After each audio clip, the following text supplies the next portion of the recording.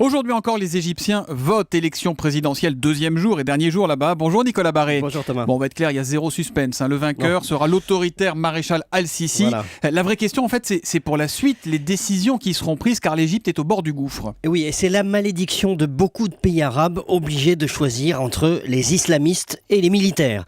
3 ans après le printemps arabe, déclenché avant tout pour des raisons économiques, eh bien, la situation matérielle des gens s'est détériorée.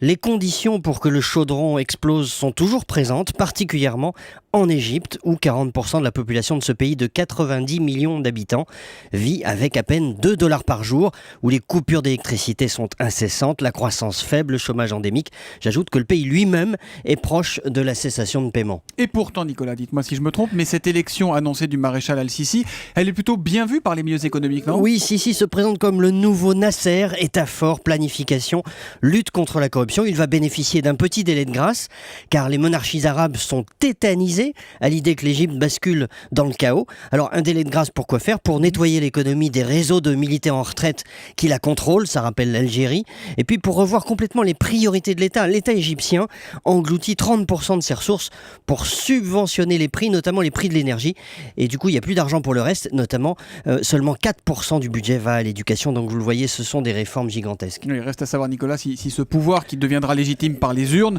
les fera, ces réformes. Alors, il est le dos au mur. Je vous prends un exemple. L'Égypte a dans ses caisses de quoi payer tout juste 2 mois d'importation.